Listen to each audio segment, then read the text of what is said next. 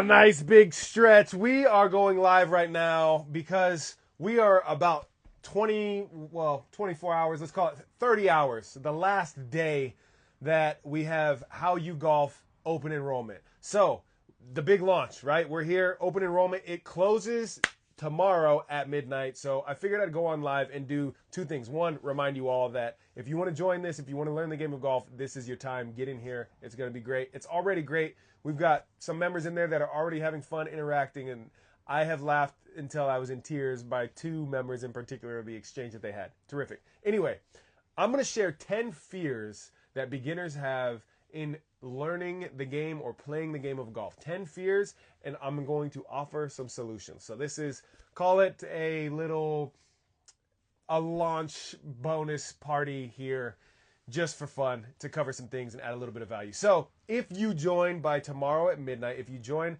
the How You Golf group, you will get some bonuses. This closes tomorrow. You will not have these bonuses. The price is going to go way up. This is the lowest possible entry point for this. Now, if you join, you get the Couch to Course Accelerator program. Basically, if you've never swung a club before, within 30 days, you're going to be confident to go out and play some golf. So that's the Couch to Course Accelerator program. You're also going to have 24/7 Q&A access. So you have a question about your game, about the swing, about etiquette, about rules, about anything golf, you could drop it in there. You're going to have 24/7 support there. You will have monthly live Q&As. So if you are like, I need some work on something, you're going to have that. You also have the private community. As I mentioned, there's folks in there already cracking me up and supporting each other. So you have access to that, of course. You're in the private community. And as a bonus, I will work with you one-on-one. So you're going to get some time. I already have one of the members. Day after tomorrow, we have our first kickoff one-on-one session. So you're going to have that. All the bonuses go away after tomorrow night if you are not in there. Now, let's get to the 10 fears in the game of golf that beginners experience. Fear number one, looking stupid on the first tee. The first tee where everybody that's waiting to start their day, to start their golf, and there's a gallery, there's people from inside the pro shop, everybody could see the first tee, and everybody's just waiting around to see, and you're like, oh man, I'm not even loose, I'm not in my groove yet, and the nerves are going and all that stuff. So that's a big fear. That's a big fear that a lot of beginners have. Well, even professionals have that. And there's a first tee shot for everybody, beginners and professionals. The best thing that I would say you could do, because pros still miss, so your expectations of you not missing, whether it's the first tee or another shot, adjust those expectations. But having a pre-shot routine, boy, oh boy, it's like driving, it's like having cruise control in your vehicle where you're like, okay, one less thing I have to worry about. I don't have to worry, am I gassing or braking? You're just like, set the cruise control, that's one less thing. Now I just watch the mirrors, watch the road, whatever it may be. If you have a pre-shot routine, it helps you to calm your nerves in whatever scenario you're in, especially on the very first tee. Number two, holding people up. You don't want to slow the game down. You want to hold people up behind you. You're playing and you're new and you're hacking away and you're not good. Your golf shot goes over here, it goes over there. You completely miss. Now you're holding people up behind you and you feel that pressure like they're breathing down your neck. So learn to play ready golf. One of the biggest reasons people hold up somebody behind them, especially beginners, it's not because you don't hit the golf ball well, and it's not because you're playing slow. It's because when you could be getting ready to hit your shot, you're still kind of sitting back waiting for one of the other players in your group to hit their shot, because maybe it's their turn right now. But instead of you sitting and watching them get ready and go through their pre-shot routine and pick their club and all that stuff and then hit their shot, and then you start to go, what club am I going to hit? Where's my golf ball? Don't do that. Get to your golf ball, get the club that you're about to hit, and get ready.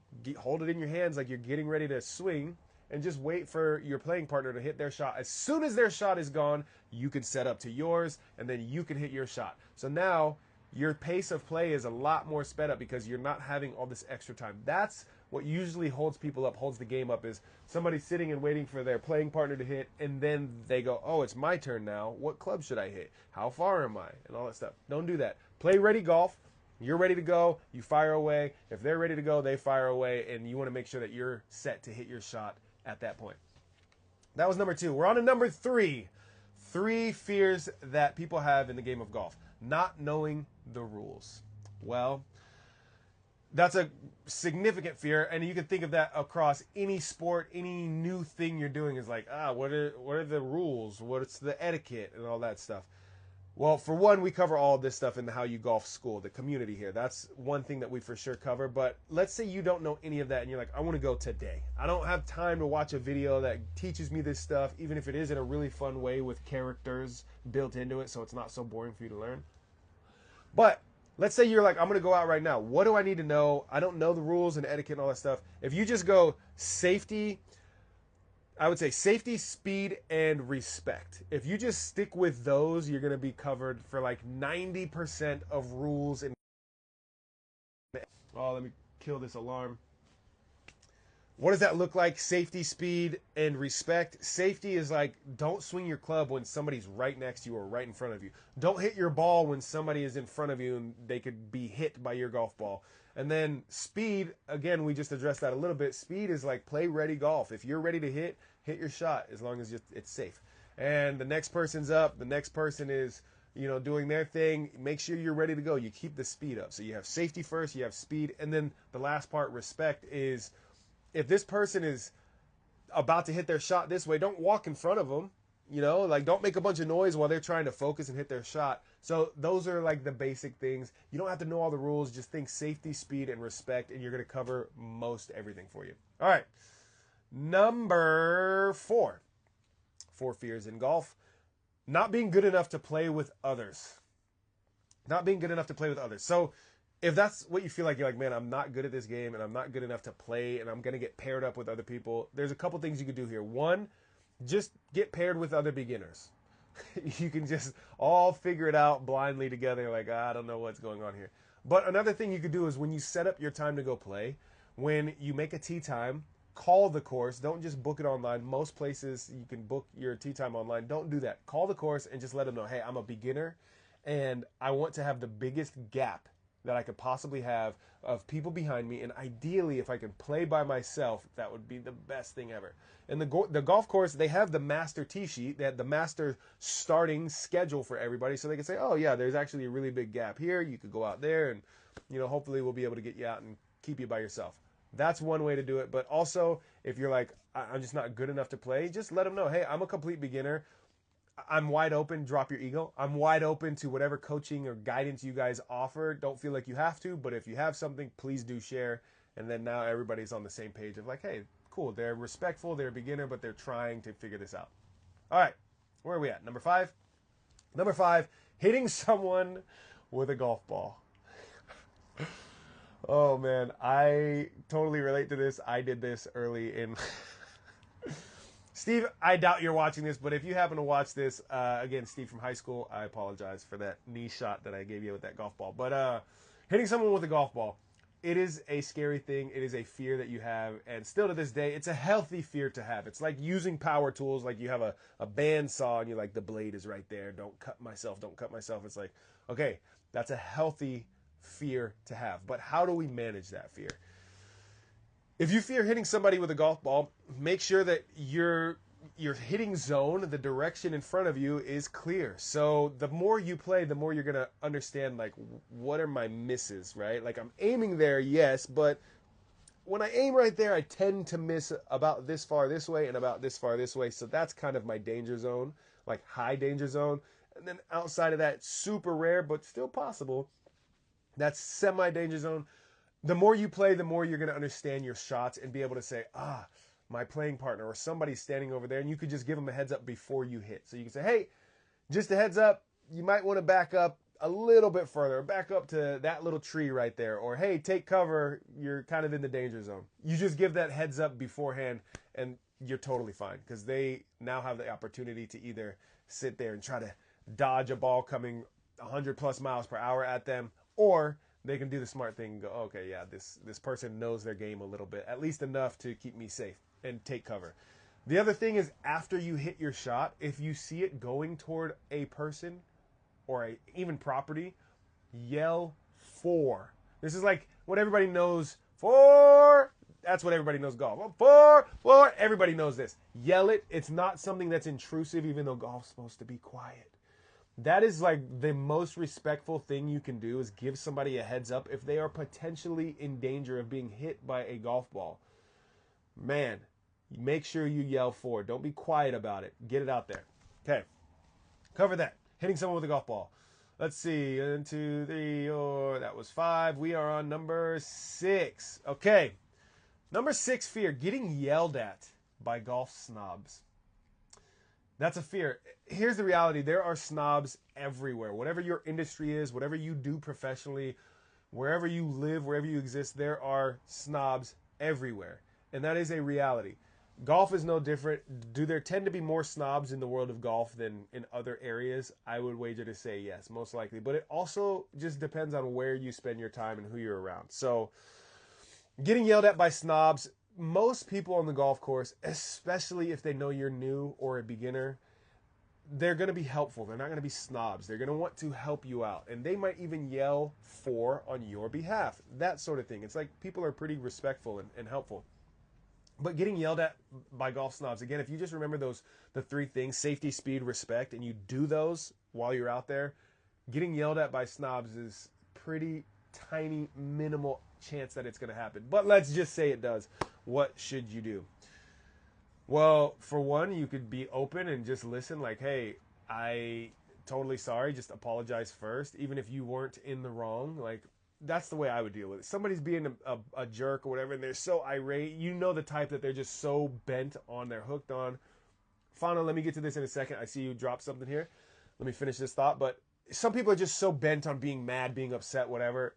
I don't even worry about trying to prove them wrong or justify. I just, sorry, man. Like, what are they supposed to say? Sorry. And they go, oh, no, he did it. It's like, yeah, okay, sorry. Then it's over. What are they going to do? You apologize? Okay, move on.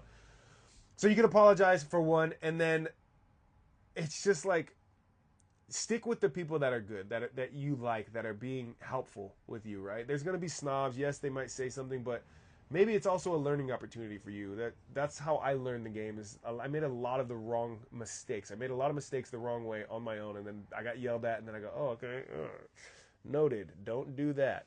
Great. Move on. Don't take it to heart. Don't be so crushed by it. They probably are mad at their life, something that happened in their situation more than you, but just apologize, move on. Okay, Fano, real quick. How about golfing with guys that take multiple mulligans and then brag about them having the best the best round of their life? Oh my gosh. You know, that is so real. I think of this, it's like there are fishermen and fishing tales of the biggest catch. Oh, I caught this, I hooked it, I reeled it in, we had it, and then some boating accident happened and it went back out to sea, but it was like a world record breaker. There's the fishing tales, and then there's the golfing tales. And me personally, my way of handling people like this, where it's just like, man, I saw you cheated so many times. Yes, you took all these mulligans, you're not counting them, and you're not counting your real score. And they're like, oh, it was the best round of my life. I just ask them, like, straight up, are you keeping the best round of your life, like, with mulligans or without mulligans? Or I would ask them something like, is that the best round you've ever had, counting all of the strokes? And, like, kind of, put their feet to the fire there. But yes, it's got to stop. Completely agree. But honestly, I just don't like playing golf with those types of people. It's tough. If it's like your good friend, a good partner, and you're just like, man, I love playing golf with you, but you just lie, you just cheat, you just whatever it is. I just try not to play golf with those people. And that's what I love about the game, is it shows people's true colors. It's like, I say, it's like truth serum, right? You go play golf and it's like truth serum. You see how they handle situations. If they mess up, do they own up to it? Or do they drop another ball, take a mulligan, and not count the stroke? It's like, dude, I don't deal. I'm like, whatever my score is, I want my real legit best score to be undeniably my best score. Not like, ooh, I counted some mulligans on that previous best score and I counted a little bit more on this best score. It's like, whatever. So, two ways you can call them out, friendly, like, hey, are you counting all your mulligans or not? And then make sure you can point to one, like, yeah, I remember on this hole specifically you did this, blah, blah, blah, blah. Or if you want to go the more passive way and just like, hey, man, that's awesome, congrats. That must feel really, really cool. I wonder when you're going to beat that again next time. Up to you how you want to play it, but I don't like it when people do that. They're, cheating. You're just cheating yourself is the reality. Like, if you don't keep a legitimate score, truthfully counting every single stroke and you're giving yourself all these mulligans or whatever, you're not going to consistently give the same number of mulligans every time you play. So how can you say, and then even if you did, who's to say that you playing your original shot rather than the mulligan is not going to add another 3 strokes because you ended up in a really bad spot and you couldn't make good contact with it, whatever it is. The way I look at it is that it's us versus the course. We are playing together. The ones that make it personal, amen. That is such a beautiful way to put it. You have to take on the golf course. That is your challenge for the day. Yes, you might be playing with other people, and you can have side bets with these other people of like, you know, our tee shots ended up here. Let's have a closest to the pin for push-ups, for money, for whatever. But it's you versus the golf course. That is it. Or you versus you, more accurately. So, totally with you there. All right. Number 7. Let's see. 2, 3, 4, 5, 6. Yes, we are on number 7. Not knowing what club to use. The fear of not knowing, man, what do I hit here? There's 14 clubs in the bag. If you're doing this legally, by the rules, you get 14 golf clubs. Which club do I hit? At which time? How do I know? That's scary to think about. And then I have to keep speed. I have to keep my pace of play up, but I don't know which club to use. I'm brand new. What do? Just use the 7-iron. The 7-iron is like the training wheels of golf, okay? Whatever situation you're in, just grab your 7-iron, go hit the thing. Now, in the school, in the community, I have a course on, literally, there's one lesson that's like, what club should you use? And the only 4 clubs you actually need. And the way that I break it down here, and the way that I break it down in the school community, in the How You Golf community, is this. You start the hole with your driver, you hit 7-iron until you are close enough to where you could throw a golf ball up onto the green. And once you're close enough that, yeah, I could throw a ball there, that's when you use a wedge. Any wedge will do. And when you're on the green, the beautiful dance floor, that's when you putt. You start playing putt-putt. It's that simple. So if you're not hitting off the tee and you're not close enough to throw it, just hit your 7-iron. Keep it simple. Even if you go and rent clubs and you have all 14 clubs in the bag and you're like, which club? Just go with the 7-iron until you're close enough to hit a wedge. All right. Number 8. Number 8 fear. Showing up underdressed. Showing up to the golf course underdressed. How do we deal with that fear? This one is actually an easy one to solve compared to these other ones we've covered. Showing up underdressed, you can call the golf course ahead of time or just go on their website. A lot of times it's published, but you can call the course and say, hey, I'm heading out there. What's your guys' dress code? And whoever's in the pro shop or that you chat with on the phone, they're going to say, sorry, I just got super nasally. I feel like I got to sneeze. Allergies. So they're going to just tell you, hey, wear this, whatever. And if they don't tell you the dress code, or if you don't make the call and you just go, what is the easy route for me to not mess up dress code going out to play golf? Just go for polo, like a collar and comfort. Those are the things. You want a collared shirt, whether it's a long sleeve shirt or a shirt under a jacket, whatever. Just make sure it has a collar on it. Like if I zip, this is actually Adidas Golf a vest / hoodie, which I freaking love. This is like one of my favorite items of all time. But this sort of has a collar-ish on it. And this is acceptable. Like I'm in a t-shirt, but if I stayed zipped up like this, I'd be fine. Not fine. This would be fine. But just think collar like a polo, collar and comfort. And then for the bottoms, ideally, if you're really like, I'm so scared of dressing incorrectly, inappropriately, whatever, just wear a polo and slacks, wear pants. Some places, they're like, no shorts allowed. Very rare is that the case, and that's usually a private, like a country club. Other places are like, hey, you can wear jeans out here, you can wear whatever you want, doesn't matter. As long as you're paying us, we don't care. So, rule of thumb, collar and comfort. There you go. Next one. The fear of losing too many balls. That's a real fear. Here's my solution to that. Expect to lose golf balls. The number 1 player on the planet still loses golf balls.